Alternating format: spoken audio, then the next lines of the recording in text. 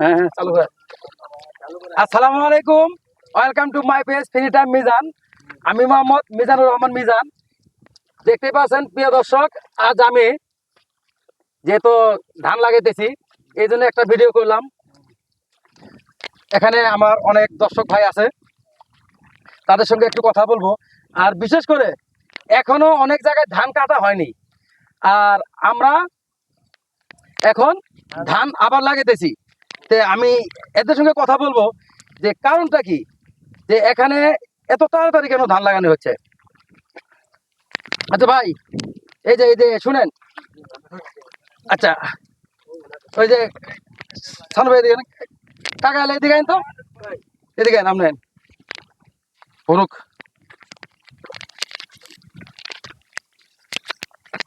আচ্ছা, অনেক জায়গায় এখনো ধান কাটা হয়নি। এটা তো বড় ধান। আর বড় ধান, হ্যাঁ, মানে এত তাড়াতাড়ি কেন ধান? এটা তো একদম হিসাবে জলি ফসল। জলি ফসল হ্যাঁ। বছরে কয় ফসল হয়? বছরে 3 ফসল। 3 ফসল ধান হয়। হ্যাঁ। অনেক জায়গায় তো দেখেছি বা আমাদের এলাকায় যে বছরে এক ফসলই আমরা করতে পারি না, বন্যা বা বৃষ্টিতে নষ্ট হয়ে যায়। 3 বন্যা ফসল। নষ্ট হয়। 3 আর ফসল। এখানে 3 ফসল কি করে হয়? হ্যাঁ, তো এই তো বৈশাখ মাসে একটা, আর এই মানে ধান তো মনে হয় শুরু কিছুদিন আগে কাটছে। হ্যাঁ, এটা আচ্ছা, বড় ধান। হ্যাঁ বড় ধান কাটার কয়দিন পরে আবার কাটতেছেন?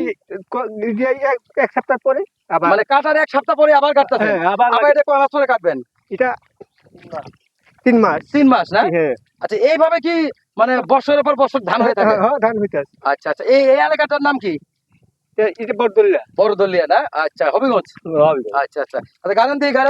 প্রিয় দর্শক, যে যেখান থেকে দেখছেন অবশ্যই ভিডিওটি লাইক কমেন্ট করে শেয়ার করবেন। তবে আমার অনেক ইচ্ছা ছিল, মানে প্রায় 20 বছর আগে হয়তো একটু ধান কাটছিলাম।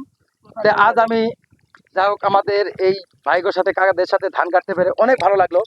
কারণ জীবনে বাঁচতে হলে সবই করতে হয়। হ্যাঁ, মানে এই জন্য মনে করেন একটু আজকে ধান কাটতেছি।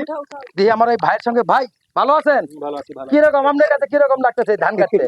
ধান কাটতে আমার অনেক ভালো লাগে, অনেক ভালো লাগে। অনেক ভালো লাগে, কারণ আমরা কৃষি জীবনের মানুষ। হ্যাঁ হ্যাঁ আমরা সারা বছর এটা করেই খাই, হ্যাঁ এটা করেই চলাফেরা হয় আমাদের। হ্যাঁ হ্যাঁ।